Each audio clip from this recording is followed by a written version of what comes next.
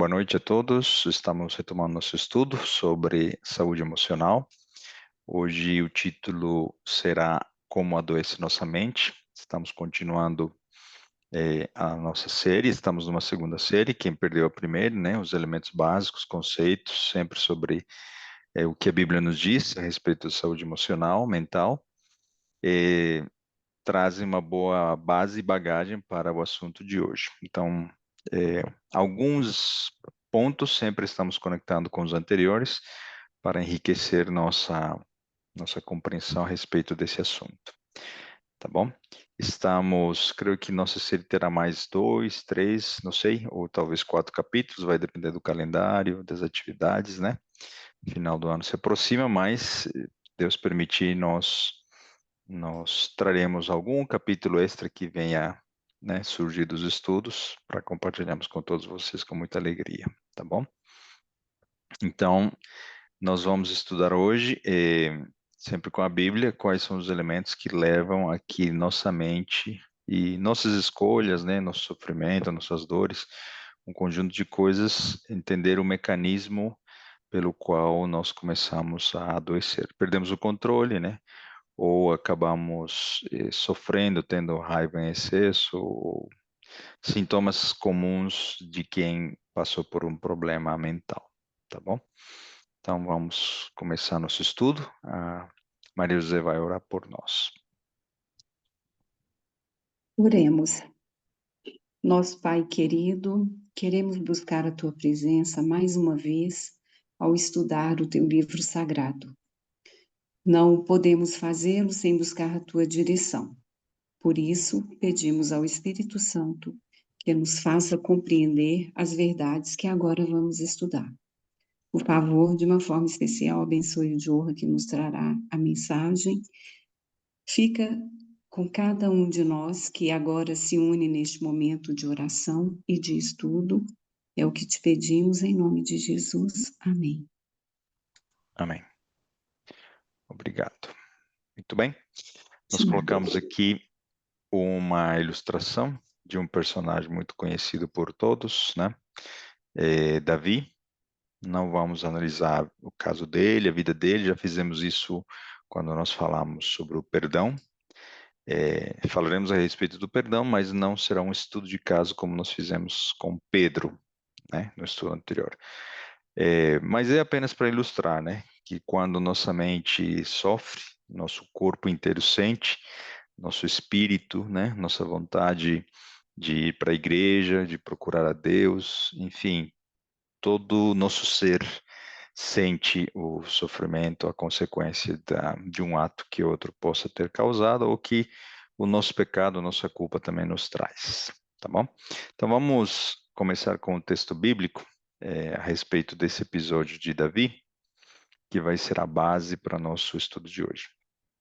Então disse Davi a Natã: Pequei contra o Senhor, e disse Natã a Davi. Está falando quando ele adulterou, quando ele reconheceu sua culpa, quando Natã, usado por Deus, denunciou claramente o que ele tinha feito e ele se arrependeu sinceramente. Então disse Natã a Davi: Também o Senhor perdoou o teu pecado, não morrerás. Em outras versões, em inglês, em espanhol, em outras, em português, um sinônimo, ou outra tradução, melhor dizendo, para a palavra perdoou ou perdoar o Senhor remeteu, o Senhor transferiu, o Senhor passou, o Senhor enviou o teu pecado para outro, tá bom? Então sabemos que salvação é baseada na aceitação do perdão de Cristo na nossa vida. Então a justificação é um ato de substituição. A justiça de Cristo nos cobre e a nossa, um trapo de imundícia, é substituída pela dele, de maneira que o mesmo ocorre quando nós merecemos receber algo pelos nossos pecados, nossas faltas, a exemplo de Davi nessa história, e Deus transfere esse, essa consequência, o resultado dessa falta, né, para outro. No caso de Davi, houve um outro ser, né, que sofreu essas consequências, mas finalmente, e o foco desse texto, né, primordial, é que Jesus é aquele que recebe todas as consequências de todos os pecados de todos os seres humanos ao longo da história. Então, é em Jesus que nós encontramos a essência do perdão de Deus por cada um de nós, tá bom? Então, Jesus sempre estamos chamando, né, para que ele seja o centro da nossa vida e ele, ao ser o centro da nossa vida, do nosso dia a dia, ele seja o nosso salvador, aquele que vai trazer a solução para os nossos problemas emocionais e mentais, tá bom? Até por isso, o título da nossa série é Cura e Libertação, né? Que encontramos na verdade, no seu amor e na pessoa de Jesus. Vejamos uma visão que João, o profeta, teve em Apocalipse 5, 5 e 6, e ele viu o seguinte: E disse-me um dos anciãos: Não chores, eis aqui o leão da tribo de Judá, a raiz de Davi, que venceu para abrir o livro e desatar os seus 7 selos. Então ele está vendo conectando a raiz, né, humana desse ser que é Jesus com Davi. E está descrevendo de que ele tem a competência de abrir o livro e desatar os 7 selos. Os 7 selos definem a história da igreja, né? Cada selo é um período da igreja. Então, o dono da história, o dono do passado, presente e futuro é Deus, é esse Jesus, o Criador e consumador da nossa fé. Versículo 6: E olhei, e eis que estava no meio do trono e dos 4 animais viventes, ou em outras versões, 4 seres viventes, que são seres muito especiais, provavelmente querubins, serafins. Isso está conectado com uma visão a Ezequiel também, né, que Deus deu a ele. E entre os anciãos, né, e aí já estamos falando de um grupo de 24 anciãos, que muito provavelmente representam seres de outros mundos que são reis, que são líderes, né, dos seus respectivos mundos que Deus também criou. Quem está ali no centro, entre os 4 seres viventes e entre os anciãos? Um cordeiro, como havendo sido morto, e tinha 7 chifres e 7 olhos, que são os 7 Espíritos de Deus enviados a toda a terra. Então, é uma visão especial, particular. Aqui tentei achar uma maneira de descrever esse ser grandioso, maravilhoso, né? Do lado esquerdo, estamos vendo que esse cordeiro, ele estava no centro, né? No centro do trono de Deus, entre os anciãos e milhares e milhares de seres ao redor desses 4 seres viventes e desses anciãos. Do outro lado, nós vemos, né, que esse cordeiro, que é Jesus, é apenas uma ilustração em forma de visão para descrever que ele é perfeito, ele vê tudo, ele sabe tudo, por isso tem 7 olhos. Ele tem 7 chifres porque ele é poderoso, ele pode tudo, criou, nos resgatou. E pela sua entrega, né, pelo sangue derramado como cordeiro, ele é o dono da história, tá bom? Então, ele é representado no centro desta visão. Sem ele não há esperança para o universo, a humanidade, para os anjos e até mesmo nem para Deus, o Pai, porque o caráter de Deus foi vindicado graças à entrega da vida de seu filho. Então, todos têm esperança, existe um sentido para a história do universo na eternidade através de Cristo Jesus. Ele é o centro nesta visão. E esse é o chamado para cada um de nós, para que Jesus possa ser o centro da nossa vida, tá bom? E dessa maneira, começar a prover solução para a nossa saúde emocional. Versículo 8, Apocalipse 13, 8, diz o seguinte: E adoraram todos os que habitam sobre a terra. Está falando agora de um poder, né? enganador. E esses cujos nomes não estão escritos no livro da vida do Cordeiro, que foi morto desde a fundação do mundo. A ênfase aqui, agora, conectado com a visão de Apocalipse 5, né, é que quem será salvo terá seu nome escrito no livro da vida de quem? Do centro, do ser que é o centro da história do universo. Jesus, esse Cordeiro, tá bom? E algo que também está escrito, que ele foi morto desde a fundação do mundo. O plano da salvação existe desde a fundação do mundo. O amor de Deus existe desde a fundação do mundo. Ele sabia desde a fundação do mundo que o homem pecaria, que quais seriam nossas escolhas, quais seriam os problemas de saúde emocional mental que nós teríamos, e por isso, desde a fundação do mundo, Jesus foi imolado. Foi colocado como penhor, ele foi colocado à disposição para ele morrer, tá bom? Ele morreu uma única vez, mas simbolicamente ele está o quê? Recebendo antes da sua morte e depois da sua morte todos os pecados daqueles que vieram antes e depois da sua morte, tá bom? Então, por que foi perdoada a vida de Davi? Porque não existe eliminação da consequência do pecado. A justiça, ela vai vir e o juiz vai determinar como será essa justiça. Então, o que existe é uma transferência de culpa. Nós havíamos falado isso no santuário, lembra-se? Havíamos aprendido de que quando nós pecamos, algo morre em nós, porém nós não morremos instantaneamente por causa do sacrifício de Cristo desde a fundação do mundo. E esse pecado vai, pela fé, até o santuário celestial, e ali está contaminando tanto o sangue de Jesus quanto o santuário celestial. E depois de 1854, esse santuário começou a ser purificado, pois o dia da expiação começou. E quando Jesus sair desse santuário, ele vai transferir todos os pecados daqueles que se arrependem para Satanás, e ali a cena do bode Azazel, por ocasião das pragas, né? Um homem especial era escolhido na história de Moisés para levar aquele bode ao deserto. Então, esse homem especial é Jesus. Esse ser que está injustamente carregando todos os pecados dos que estão se arrependendo, vai transferir para o causador e o que criou a mentira, o engano, a morte, Satanás. Então, estamos falando de que a cura mental e espiritual, ela também é resultante da fé em que essa transferência vai ocorrer.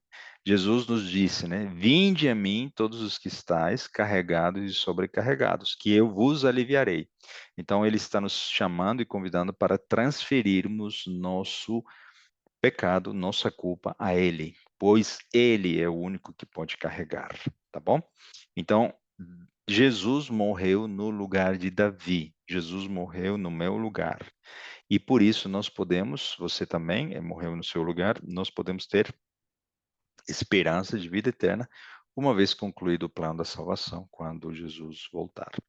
Então, agora vamos trazer um texto já muito conhecido desde a nossa primeira série, né? De tempos em tempos a gente traz ele, para relembrarmos, com as palavras de Jesus, quais são os princípios da saúde mental. Um dos, né?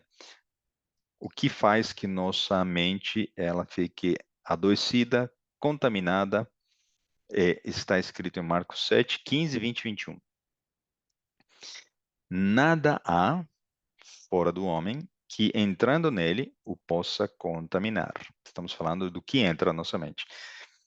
Coisas boas e coisas ruins. E o que nos adoece, obviamente, são coisas más, né? Palavras rudes, indiferença, as pessoas nos ignoram, não nos dão valor, mentiras, injustiças, traições, calúnias e tudo que o pecado poderia configurar. Isso entra em nós. Então, o que Jesus nos disse, estamos só recapitulando, nós estudamos isso quase uma hora, né, na nossa primeira série. Então, não é o que entra, o que nos contamina, mas o que sai do nosso coração, o que sai do homem, né? Isso é o que contamina o homem. Então, o que nós decidimos fazer com o que entra. Decidimos gritar, decidimos ficar rancorosos, com raiva, tristes, angustiados, com medo. Isso nos contamina. É óbvio que estamos falando de uma questão muito difícil, que é natural a maneira como nós reagimos, mas há um momento onde nós podemos decidir o que fazer com tudo isso. Transferir para Jesus e ficar libertos de tudo isso que nós carregamos, ou ficarmos com isso para nós. E dizia: o que sai do homem, isso contamina o homem. Porque do interior do coração dos homens saem os maus pensamentos, os adultérios, as fornicações, os homicídios. Então, lembrando que o que sai e o que nos contamina é, resumidamente, pecado. Pecado em forma de adultério, fornicação, matança, homicídio, etc. E pecado em função da reação natural ao que alguém nos fez. Se alguém, se meu cônjuge adulterou e eu sou a parte passiva, então eu não cometi pecado de adultério. Porém, eu estou sofrendo as consequências do adultério do meu cônjuge. Então, o pecado também é eu não perdoar o meu cônjuge por essa falta. E aí entra, estou falando de uma traição, algo que dói muito, né? É um luto em vida de alguém que tinha a sua confiança. Então, eu estou dando um exemplo muito forte no aspecto de que eu peco também quando não perdoo aquele que não merece ser perdoado. Tá bom? E nós vamos falar mais sobre isso. Então, não é só o que eu faço de errado, é o que o outro faz de errado e me afeta e pode me levar a ter o quê? Raiva, desejo de vingança, e justiça própria, que são e configuram também pecado, tá bom? Então, Davi foi perdoado, sua vida foi salva, porque ele recebeu perdão. Resumindo também algo que a gente tinha falado, né? Usando a palavra em inglês, forgiveness, né? For, em inglês, é para, né? E give é dar, doar. E em espanhol, pelo menos, né? E em português vai dar para entender rapidamente, né? Perdão é a tradução para perdão. Então, perdão, vocês sabem que a palavra dom, né? É um presente, é um dom, é uma dádiva. Então, nós concedemos um presente a alguém que não merece, né? É injusto o perdão, mas nós entregamos esse presente como um perdão, ok? Ou em português, vamos aproveitar o trocadilho, perdoar. Estamos doando algo que aquele ser que nos fez mal não merece, mas nós, reconhecendo o amor de Cristo em nós, primeiro que ele nos perdoou, primeiro nós podemos praticar o perdão, ok? Então, quando nós falamos em saúde emocional, né, sempre temos batido nessa tecla, né? O perdão é uma das ferramentas mais poderosas que Deus tem para cuidar da nossa saúde emocional e evitar que a nossa mente adoeça. Então, eu perdoo porque o outro mudou, porque o outro pediu perdão, porque o outro reconheceu, ou eu devo perdoar sem que o outro peça perdão, sem que o outro mude, sem que o outro venha reconhecer a sua falta. Se o outro não muda, se o outro não pede perdão, se o outro não recebe a justiça o que merece, então eu não perdoo. Então vejam que o perdão não pode depender da mudança do outro. Porque em muitos casos, havíamos isso inclusive estudado, né? O agressor pode até ter morrido já, e nós continuamos sem perdoar aquele que já nem existe mais, né? Que está descansando. Então, eu perdoo para que outro pague o que me fez, ou eu perdoo para que eu seja liberto do resultado do que o outro me fez. Tá bom? Se o outro não pagar, eu não perdoo. Quais são as condições que nós temos colocado para conceder o perdão? Quando eu sou o centro, eu não consigo perdoar. não é natural, é impossível. Quando o Cordeiro é o centro, eu consigo, pela graça que vem dele, ao admirar as suas feridas. Então, eu consigo, lembramos do caso de Davi, né? Eu consigo transferir, encaminhar, perdoar o pecado de outro em mim. Porque o Cordeiro está o quê? Imolado. Porque sempre ele está recebendo as feridas que recaem sobre nós, as passadas, presentes e futuras. O perdão tem que ser o quê? Atemporal. Perdoo algo que ainda não perdoei, que está no passado, perdoo o que aconteceu hoje e preciso estar preparado para o que virá, né? No futuro. Então, se eu acho que o outro tem que mudar, quem é o centro? O outro, né? Se eu acho que eu não devo sentir mais aquela dor e sofrimento, rancor, tristeza, tudo mais, todo o resto, quem é o centro? Eu. Então, quando eu ou o outro somos o centro, não existe perdão verdadeiro, ok? Precisamos entender que o Cordeiro, na visão de Apocalipse, estava no centro e ele será a razão, a sua posição geográfica espiritual para nós recebermos o perdão. Isaías 1, 5 e 6 diz o seguinte: porque seríeis ainda castigados se mais vos rebelaríeis, toda a cabeça está enferma e todo o coração fraco. Quem não sofreu? Quem não foi machucado? Né? Então, todos nós pecamos e muitos pecaram contra nós. Por isso, a nossa cabeça, né, nossa mente está enferma e todo o coração está enfraquecido, sofrendo. Né?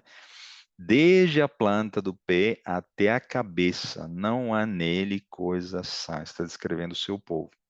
Senão feridas, inchaços e chagas podres, não espremidas, nem ligadas, nem amolecidas com óleo. Que situação terrível, né? Deus está descrevendo e não está falando de feridas físicas. Perceberam a linguagem aqui? Aqui está falando de condição de pecado, condição de sofrimento, condição de saúde emocional destruída, ok? Então, as feridas podem ser tanto físicas quanto mentais, né? Fazemos uma comparação rápida aqui. O que ocorre quando nós temos uma ferida física? Qual é a evidência de que a ferida ainda está aberta, né? Poderíamos dizer a hemorragia, né? Pode ser interna ou externa. Então, uma evidência mais, seguindo o exemplo da visibilidade, né?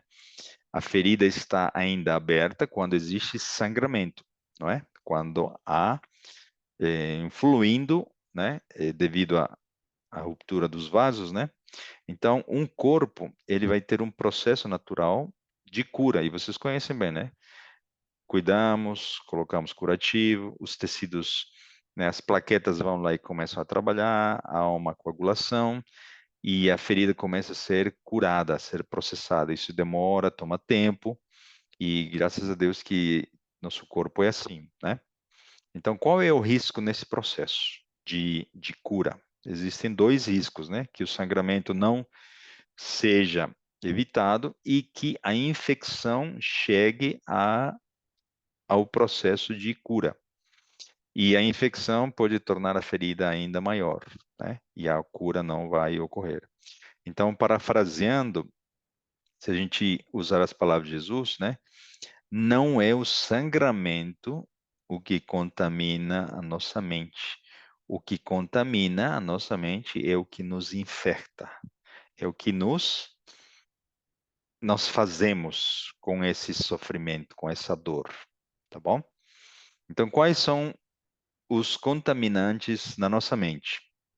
Os contaminantes são o egoísmo, o rancor, o ressentimento, a raiva, a amargura, a depressão, né? Então, não é o que o outro nos faz o que nos contamina, é o que nós estamos fazendo para infeccionar, creio que essa é a palavra correta, a nossa ferida quando nós somos o centro ou quando o agressor é o centro, tá bom? Então, na visão do Cordeiro, ele estava no centro, tá bom? Vitorioso, carregando todos os nossos pecados, todas as nossas dores. Por isso ele estava em forma de cordeiro.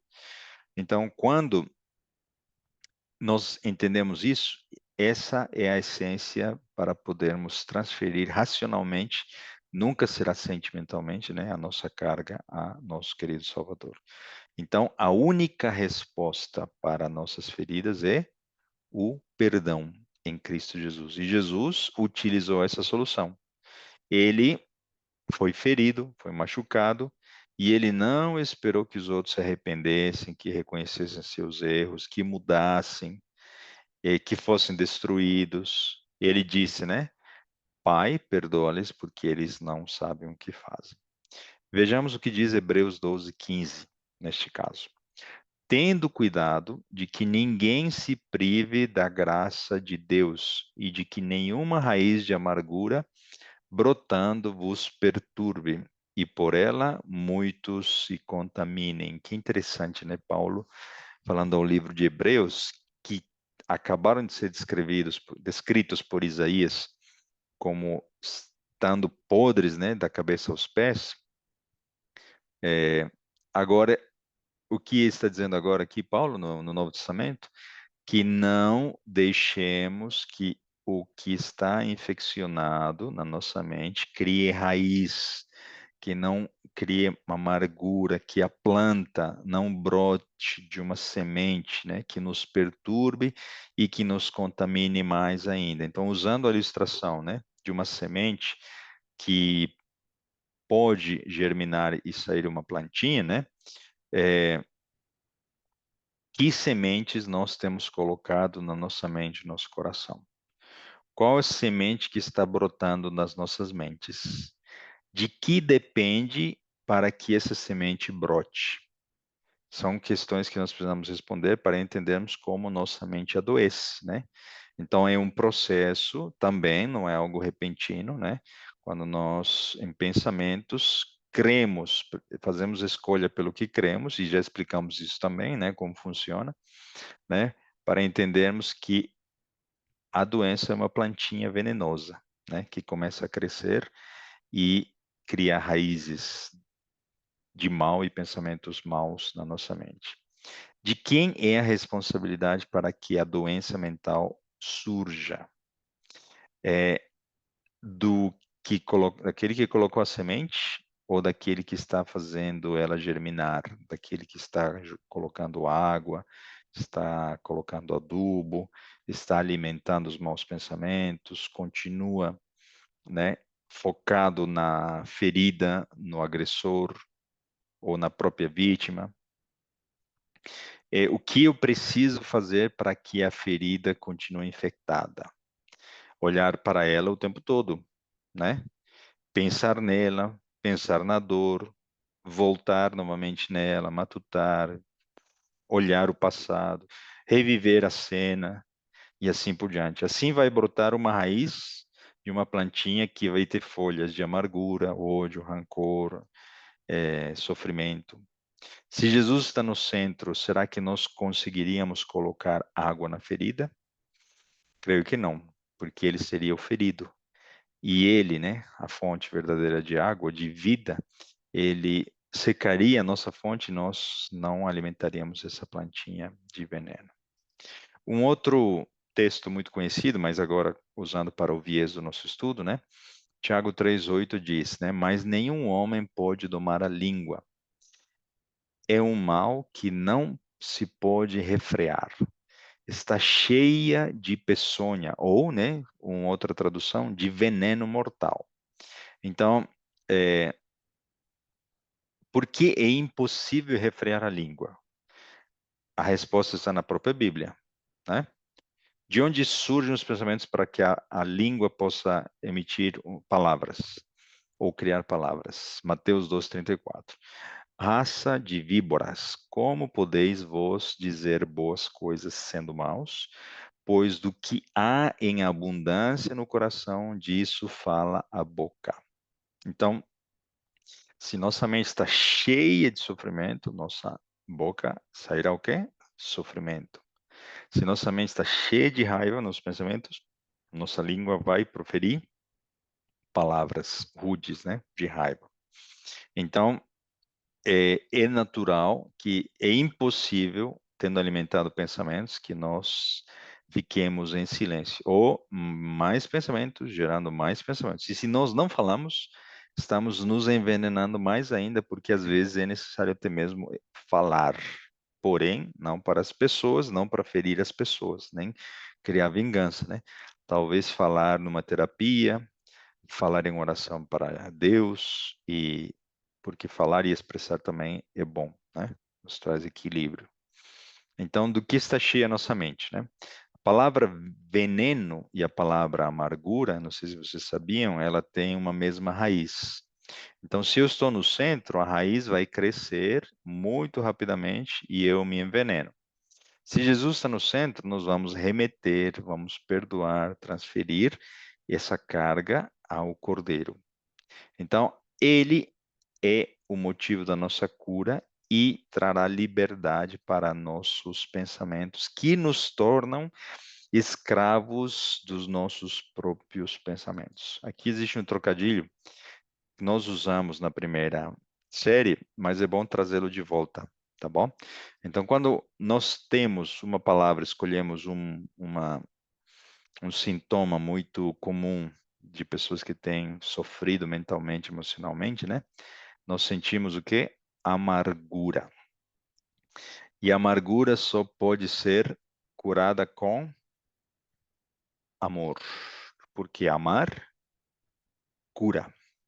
Você já tinha pensado isso? É muito bonito porque mudando, né, o foco de nós ou o agressor para Jesus, a verdadeira fonte de amor, nós podemos encontrar nele a verdadeira razão para perdoar. Então, o perdão não pode depender da mudança do outro, do pedido de perdão. Precisamos repetir para entender: o perdão não depende do outro mudar. O perdão não pode depender dele receber justiça, o pago pela falta. Não podemos achar que o Deus nos concede a capacidade de perdoar, né?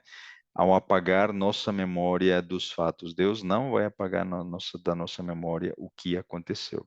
Ele vai, por um milagre do seu amor, fazer com que nossos sentimentos sejam direcionados, sejam transferidos a Jesus e nós tenhamos uma mudança de atitude. Então, é, na primeira série nós havíamos visto, né, de que se uma cobra nos morde, uma cobra venenosa, né, quando eu matar a cobra, o veneno vai continuar correndo pelo meu sangue. Eu não fico livre do veneno quando a cobra morre, ou quando a cobra se torna um cordeiro, por exemplo. Então, se Deus matar a cobra, né, por uma questão X, Y, ou o inimigo até pode tentar fazer isso e Deus permitir, né? Será que eu automaticamente vou receber o antídoto para o veneno? Não, né? Então, se Deus converter a cobra venenosa em uma cobra não venenosa, e existem muitos casos onde o agressor pediu perdão, se arrependeu sinceramente, ele já está em outra situação, e o veneno continua naquele que foi agredido, né? Então, essa cobra, né? Ela não vai me morder mais, porém, se o veneno continua dentro de mim, eu não terei exercido o perdão. Então, nós decidimos o que fazemos com o que entra. Nós decidimos quem é o centro, nós, o agressor ou Jesus. Então, é uma decisão. Ou eu carrego o fardo, ou eu transfiro e perdoo esse fardo e transfiro esse fardo para Jesus. Se eu sou o centro, vou achar que eu posso carregar esse fardo, que eu devo carregar. E aí me torno vítima e começo a sofrer e trago ou chamo a atenção para mim mesmo, para aqueles que estão ao meu redor, né? É, se eu sou o centro, eu vou tentar de fazer o possível para carregar esse fardo. Assim a ferida vai se infectar, vai contaminar, vai começar a cheirar mal, vai apodrecer, como o texto bíblico mesmo disse. tá bom? Continuamos com outro texto bíblico, que diz, 2 Pedro 2,19, prometendo-lhes liberdade, sendo eles mesmos servos da corrupção, porque de quem alguém é vencido, do tal faz-se também servo. O que está dizendo aqui é que se eu sou vencido por Satanás, eu me torno servo de Satanás. Se eu sou vencido pelo meu agressor, porque ele está na minha mente o tempo todo, eu me torno servo, escravo desse agressor. Pode ser até escravo dos meus próprios pensamentos, que eu me torne, né? Então, se aquele que me agrediu verbal, mentalmente ou psicologicamente, né, ou fisicamente, colocou veneno dentro de mim, né, eu me torno escravo, sumiço a ele, mesmo sem ele ter essa intenção, mesmo sem ele querer, mesmo tendo ele já pedido perdão, eu me torno escravo, né, submisso a essa dor, a esse sofrimento. Então, se corre veneno pelos meus pensamentos, de quem eu sou escravo? Creio que muitos podem se identificar com a história que eu vou contar. Aconteceu comigo e acontece com muitos, né, de nós. Quando nós estamos na escola, quando somos mais novos, quantos de vocês já receberam um apelido? E eu também recebi. E eu ficava muito bravo quando era muito mais novo, né? E as pessoas percebiam que eu ficava bravo e elas continuavam me cutucando, né? E de tempos em tempos alguém ficava sabendo ou lembrava e lá estava lá tocando a ferida através do apelido, né? Então, cada vez que alguém repetia isso, o que ele fazia? Encostava na minha ferida, né? É, e as pessoas vendo que acontecia assim, mas se utilizavam dessa artimanha para poder continuar me ferindo. Então, eu aprendi, né? Por maturidade, por experiência, por conselhos dos outros, né?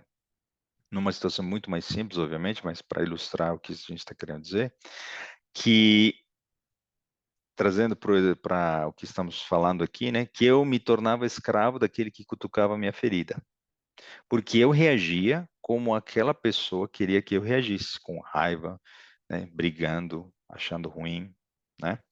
Então, com a ferida exposta, bastava alguém encostar na ferida e eu já reagiria como a outra pessoa queria. Eu era escravo daqueles que me cutucavam. Então, quando uma pessoa não perdoa, basta tocar no assunto que tudo volta, o sentimento, a tristeza e tudo mais. Aqui está o nosso exemplo, né, do veneno e da cobra. Esse veneno pode ser, ilustrativamente falando, como uma semente, que ela pode gerar frutos de amargura, dor, sofrimento. A gente sabe, obviamente, né? É algo difícil de lidar, não é algo simples, né? Porém, nós temos as promessas de Deus que, junto com a dificuldade, virá a saída ou a solução. E para todos os casos, e para o pior caso que qualquer pessoa possa imaginar, Jesus é a solução. É, ele não só traz a saída, né? E essa parte que eu acho mais fantástica ainda. Ele passa junto conosco o nosso vale da sombra da morte. Ele está ao nosso lado, não é só a saída, ele está conosco. Então, o problema são as mentiras conscientes e inconscientes, né? Porque nós achamos que a raiva vai nos proteger, o rancor, a tristeza vai criar um recurso de proteção para que a outra pessoa não se aproxime e volte a fazer o mesmo. Então, quando na verdade esses elementos são substâncias do próprio veneno.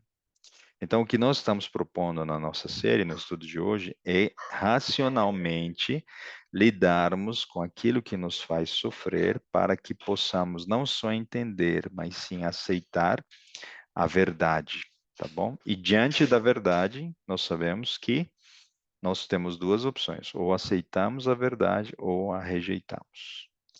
A verdade, ela dói, né? Mas ela liberta. A verdade requer que nosso orgulho seja quebrado, porque nós achávamos uma coisa, tínhamos uma visão e nos achamos donos dos nossos sentimentos, desse senso de justiça, e isso nos escraviza. Porém, quando nós descobrimos a verdade e aceitamos, em certo grau, ao quebrar nosso orgulho, estamos rendendo honras e reconhecendo quem é Deus, que Ele pode tudo por nós, tá bom? Então, em alguns casos, tem pessoas que já superaram isso, alguma situação, são professores, pais, avós, já têm experiência espiritual, já lidaram com perdão. Muitas pessoas que talvez não tenham essa mesma maturidade espiritual ou experiência, né? Podemos nos tornar conselheiros, né? Daqueles que estão sofrendo. Ou até mesmo você pode utilizar esse conteúdo para compartilhar, criar uma classe bíblica, compartilhar com seus seres queridos, e você vai ver que logo, logo as pessoas vão pedir algum conselho para você. E por isso que precisa fazer sentido para você primeiro, né? É, mas quando damos conselhos, o que fica nas outras pessoas? As palavras ou também o modo como nós reagimos? Imagine que eu conto meu testemunho. Olha, eu sofri tal situação e hoje eu perdoei, estou livre, não sinto mais aquela dor, até eu tenho pensamentos positivos para aquela pessoa. Essas palavras poderão ser esquecidas, né, por aqueles que estão recebendo nossos conselhos, mas a maneira como nós contamos essa experiência nunca será esquecida. Por isso, né, nós somos convidados a aconselhar as pessoas de forma a apresentar a Jesus, sempre em primeiro lugar, né, a palavra de Deus, a verdade que pode libertar. Então, em muitos casos, obviamente, nós precisamos complementar essa ajuda espiritual com ajuda profissional, uma terapia, um psicólogo, uma psicóloga, um psiquiatra, uma psiquiatra, tá bom? Às vezes é necessário e Deus dá sabedoria para esses profissionais. Então, continuando a nossa ilustração de uma ferida, né? Se eu machuco o cotovelo, o braço, né, o antebraço, algum lugar, né, nós criamos essa ferida, tendemos a proteger o local ferido. Com nossas feridas emocionais, nós fazemos o mesmo. Tentamos fazer com que as outras pessoas não vejam as nossas feridas. Nós tentamos esconder, tentamos enganar os outros para que pensem que não estamos feridos. Precisamos, porém, entender de que isso é apenas uma fachada.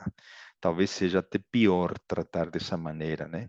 Nos auto-enganarmos. E a mentira nunca será a solução, né? Então precisamos de quê? De uma mudança de pensamento, uma mudança de atitude.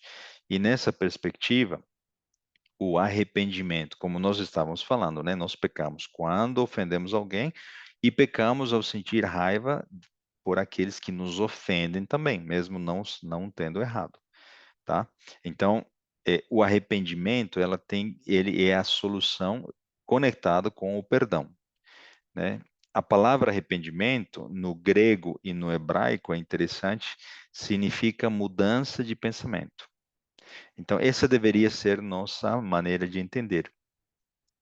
Pedir ao Espírito Santo que coloque em nós o verdadeiro arrependimento, para que nós tenhamos uma outra atitude, um outro pensamento. E Satanás, ele é astuto, né? Ele vai querer, inclusive, colocar mentiras no arrependimento. Ele sabe que o arrependimento é o caminho, então ele vai propor o quê? Os falsos arrependimentos, os arrependimentos em função das consequências. Nós vemos o exemplo de Faraó, né? Faraó, a cada praga, ele abria um espaço, e a cada praga ele voltava atrás e impedia que o povo abandonasse o Egito. E por isso, depois de 10 vezes, né, ele se arrependia falsamente, o coração dele se endureceu.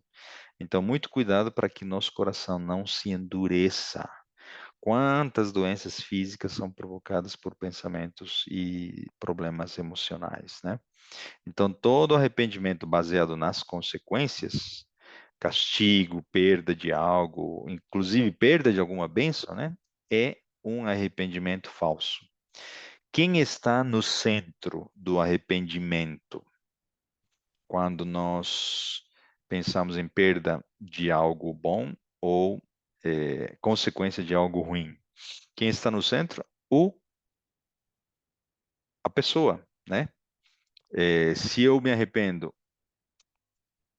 Se meu filho se arrepende por alguma coisa que eu faria como castigo para ele, ele está se colocando no centro.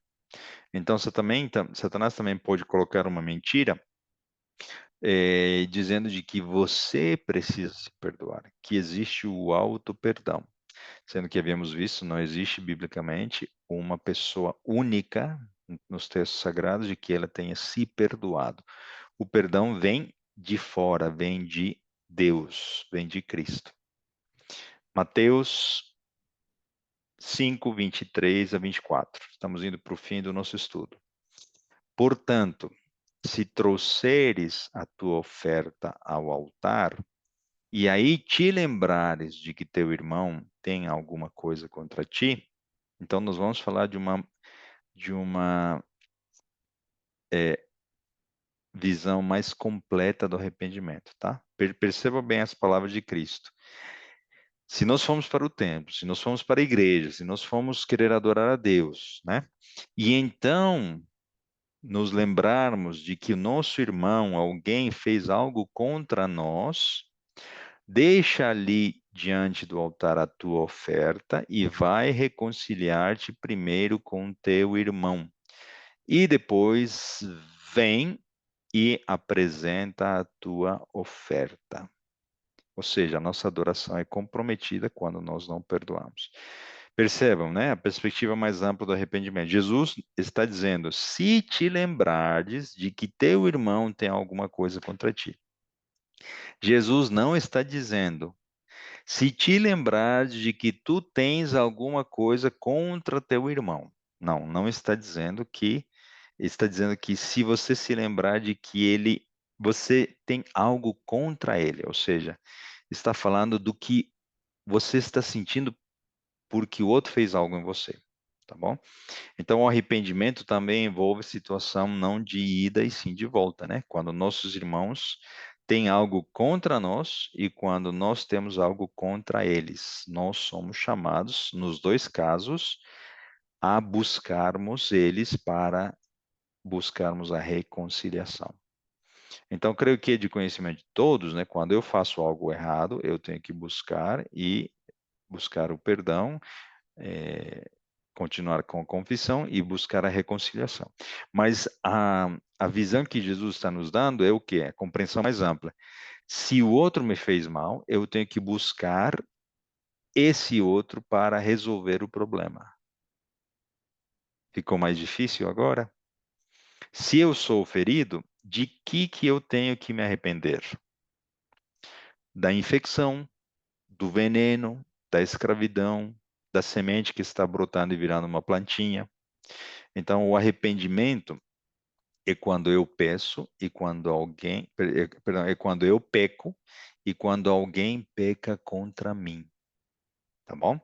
Então, sempre baseados na definição que Deus deu, né? O que contamina meu coração é o que sai dele. Então, vamos explorar mais essa questão do arrependimento. O engano que pode vir junto com o arrependimento, né? Às vezes nós usamos o arrependimento para nos protegermos e tentar tirar de nós as nossas feridas. Quando Jesus está no centro, a dor de ter ferido ele criará em nós um verdadeiro arrependimento. Outro arrependimento falso, né? Citamos o de Faraó, é de Balaão. Balaão é um caso terrível. Ele estava indo por um caminho para fazer algo que Deus não autorizava. Então Deus falou para ele, e ele não obedeceu e continuou o seu caminho. Deus falou várias vezes e ele continuou o seu caminho, até que Deus enviou um anjo e ele usou uma jumenta para falar com ele. Então ele, vendo a espada, né, vendo o milagre da jumenta, etc., ele se deteve. E o triste é que quando o anjo foi embora, a jumenta voltou à situação normal, ele continuou o seu caminho. Então ele se arrependeu somente enquanto havia ameaça, né, à sua integridade. Então, dizem as pessoas que os judeus, né, e para crerem, eles pedem sinais e provas, né, milagres. E para os gregos crerem, eles pedem ou precisam de sabedoria. Estamos falando de Balaão, né, que foi teimoso enquanto não viu o milagre, não se arrependeu. E parece que os judeus são assim de teimosos, né? Não conheço, estou só falando algo que se fala por aí geralmente, tá? Porém, nem os milagres e nem a sabedoria são a solução para ou a fonte, né, de um verdadeiro arrependimento. O verdadeiro arrependimento provém de Deus, do Espírito Santo tocando no nosso coração. Judas, outra pessoa que se arrependeu de maneira é, falsa, né? Ele viu as consequências, viu o que causou em Jesus, a condenação dele, de nada serviu ele receber de volta as moedas, ele foi e se enforcou. Ele se arrependeu por causa das consequências, pelo sentimento de condenação que ele teve. No final dos dias, muitos, né, eles temendo o castigo de Deus, se arrependerão falsamente, inclusive em desespero pedirão para as rochas cair no meio, né, em cima deles. Esaú foi outro que se arrependeu, não porque sofreu, e sim porque ele perderia uma bênção, né, a bênção da primogenitura. Então, por isso, nós podemos ainda ficar com a ferida ou a culpa, né, por termos ferido alguém, e se enquanto tiver uma ferida, né, nosso arrependimento não terá sido sincero, enquanto nós estivermos sofrendo aceitando mentiras, pois negamos o sacrifício de Cristo quando nós não transferimos as nossas dores a Ele. Então, o arrependimento sincero ocorre quando existe tristeza pelo pecado. O verdadeiro arrependimento, ele foca na ação, não nas consequências da ação pecaminosa. Assim, haverá uma mudança de pensamento quando eu entender que feri o coração de Jesus, que eu não deveria ter pensado, não deveria ter feito isso, da maneira que eu falei, da maneira que, né, eu procedi. As confissões, né? Se sabemos que existe arrependimento e confissão verdadeira, também poderão ser falsas, né?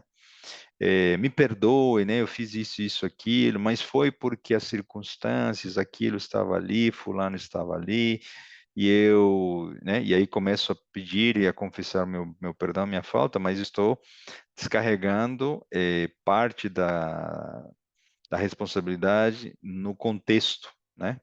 Quem está no centro nesse caso? Eu. Estou tentando me justificar, né? Então, enquanto usarmos justificativas para a nossa falta, né? Não haverá arrependimento e confissão sinceras. E até mesmo, né, nossas confissões diárias, né, quando nós falamos, Senhor, perdoa nossos pecados, precisamos lembrar de que temos que ser específicos. Samuel, quando ele pediu como profeta perdão pelos pecados de Israel, ele foi nomeando esses pecados. Então, Jesus é o único que, estando no centro, né, imolado, pode ser a solução para os nossos problemas emocionais. O problema é que nós preferimos sermos sofredores, sermos como cordeiros imolados, né? Por muitas coisas, né? Chamar a atenção, pedir justiça, clamar por consolo. E nós não sabemos, não podemos julgar, né? Estamos só citando alguns elementos que podem nos levar a deduzir que nós precisamos do perdão de Jesus. Então surgem algumas máximas, né? Eu sou assim porque meu pai fez isso comigo, porque meu tio, meu fulano fez isso comigo, né? Eu sou assim porque fizeram isso comigo. Sou assim e eu vou morrer assim. Assim começam as justificativas e uma folha, né, de teimosia, de sofrimento, misturado com recursos de autoproteção, surgem na nossa mente.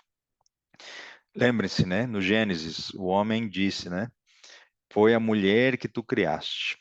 A mulher disse, foi a serpente que tu criaste. E quem no final estava levando a culpa de tudo?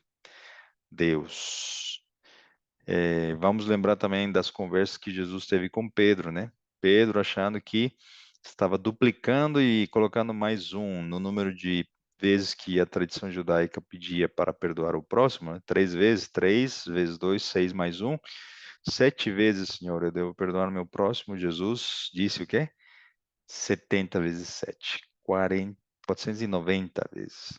Então, esse número reflete que é uma questão de caráter, é uma questão de atitude, é uma decisão, não é sentimental a aplicação desse mandamento de Cristo.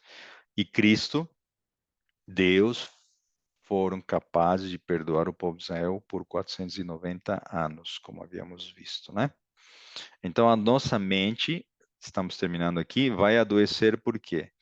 Porque somos feridos, porque as feridas se infeccionam, porque nós nos tornamos escravos e agressores, né? Perdão, escravos dos agressores, porque as plantas da amargura, da raiva, da semente do veneno estão surgindo. E a mente também adoece quando agredimos, machucamos os outros, e assim nós fechamos o ciclo, né? Alguém me agrediu, eu vou agredir essa mesma pessoa, ou eu vou agredir o outro, ou em raiva por ter passado um dia, né, ter tido um desentendimento com a pessoa X no trabalho, eu vou descarregar na pessoa Y daqui de casa, da comunidade, da vizinhança, e assim nós vamos imitando Satanás se nós não fechamos esse ciclo de veneno, né? Então, todo sofrido, triste, deprimido, né? Então, Satanás vem e me acusa, me fala que eu não mereço, não vale a pena viver, e as coisas vão piorando até ele tentar me ver destruído, né? Então, como a doença mental é uma violação da lei moral, e havíamos visto isso, né?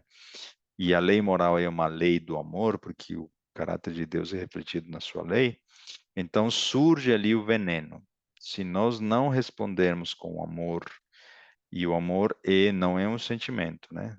É uma decisão, é uma pessoa. Então, se nós não respondermos com o amor que junto vem com o perdão, nós poderemos nos livrar das doenças emocionais e também das doenças físicas, né? Não estaremos blindados completamente, né?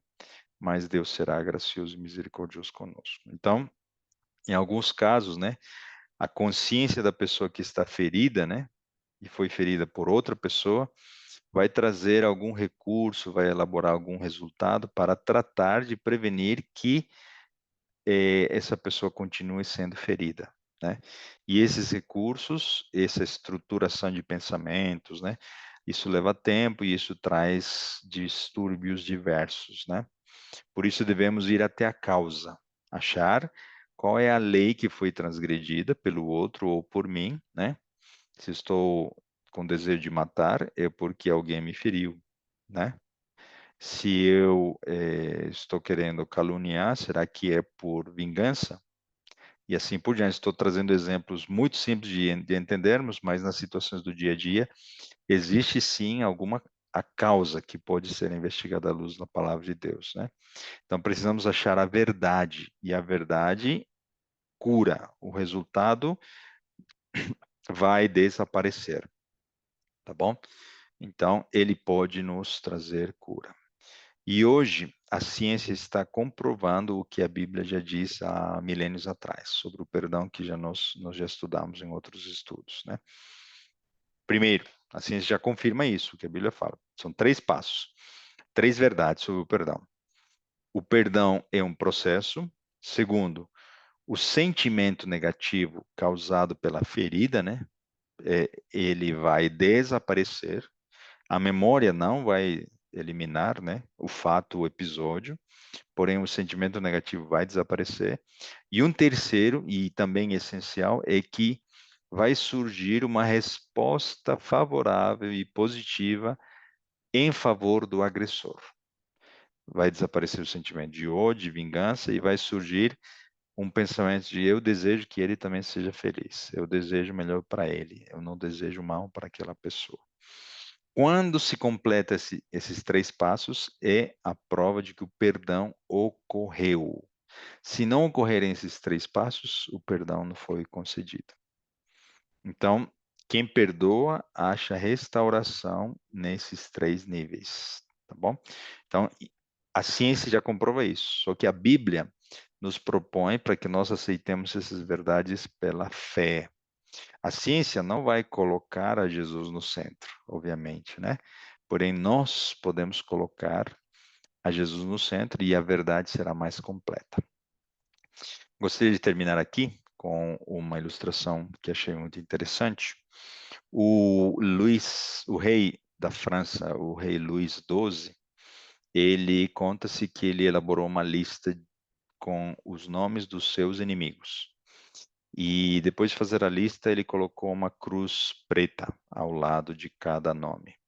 Quando as pessoas souberam e os inimigos souberam da existência dessa lista, eles pensaram que aquela cruz preta significava a morte, que ele estava buscando cada um dos seus inimigos para matá-los.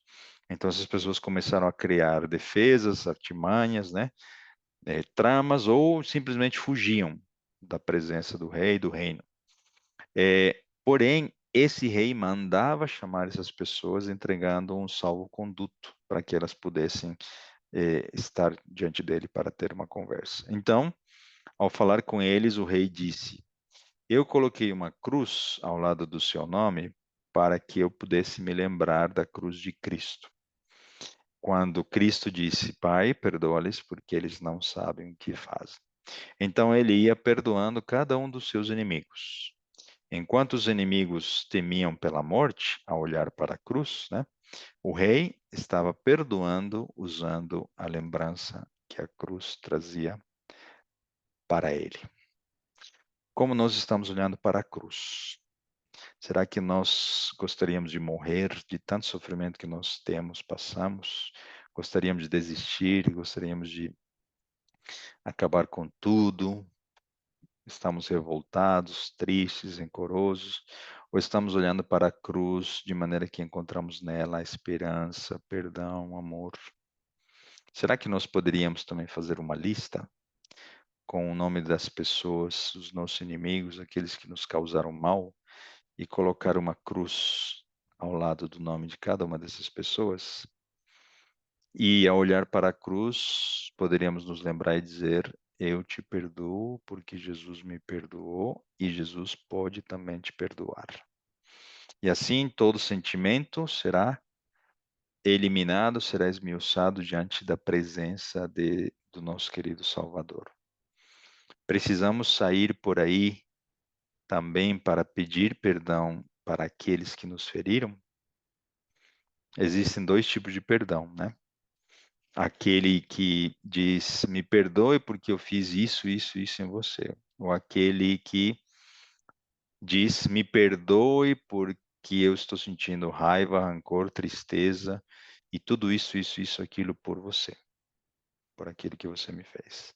Precisamos dos dois tipos de perdão na nossa vida.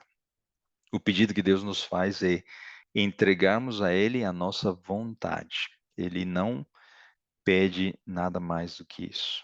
Nós achamos que podemos mudar nossos impulsos, sentimentos, nossas reações naturais. Isso é impossível, nós não conseguimos. Porém, quando nós entregamos a vontade para Ele, Ele faz o milagre, a parte miraculosa fica com Ele. Então, Ele faz o impossível quando nós podemos fazer o que é possível. Decidir racionalmente e em oração, e haverá sentimento também, né? Por que não? Choro, agradecimento, alegria, paz, conforto, quando nós entregarmos nossos fardos a Ele. Muitos serão atraídos a Jesus quando forem ver o que nós fizemos com as nossas feridas. Quando eles forem ouvir da nossa voz, né? Olha, fulano me fez isso, mas eu não desejo mal para ele. Ele está lá, que tem a vida dele, mas eu estou aqui com a minha. Meu foco é a salvação, a vida eterna. E quando as outras pessoas ouvirem isso, o que que elas vão pensar? Eu quero conhecer esse Jesus, eu quero também saber desse amor. Agora, se nós ficamos brigando, sofrendo, reclamando com os nossos familiares, vizinhos, colegas, irmãos de igreja, vocês acham que a gente vai atrair as pessoas para Jesus? Não. Que Deus nos abençoe para que o Cordeiro seja o centro e que o sacrifício dele não seja em vão na nossa vida. É maravilhoso entender como tudo converge na saúde mental, física, espiritual ao nosso querido Salvador. Que Deus nos abençoe para que o perdão elimine qualquer veneno que tenha se instalado na nossa mente. Vamos orar. Santo Deus, nosso querido e bom Pai, Senhor, agradecemos mais uma vez pelos momentos que temos ainda em liberdade, estudamos a Tua palavra, nos prepararmos para o dia, até mesmo da perseguição, quando muitos injustamente virão nos perseguir, falar calúnias, difamar o nosso nome, que nós já estejamos preparados, blindados com o Teu amor, para que não sintamos nada de ruim para com essas pessoas, porque talvez elas não saberão o que estão fazendo. E muitos serão atraídos a Ti, vendo a nossa reação. Nos prepare, Senhor, para Teu reino. Permita que nós vivamos pedindo perdão e perdoando os outros, porque o Senhor nos ama continuamente, incondicionalmente. E nós não merecemos tamanho amor, Senhor. Abençoe a nossa vida, dos nossos familiares, daqueles que estão sofrendo, enlutados, que foram traídos, as famílias, aqueles que ainda não conhecem essas maravilhosas verdades, que nós possamos não só levar um conhecimento teórico, mas também prático, ó Deus. São bênçãos que nós pedimos e agradecemos. Em nome de Jesus, amém.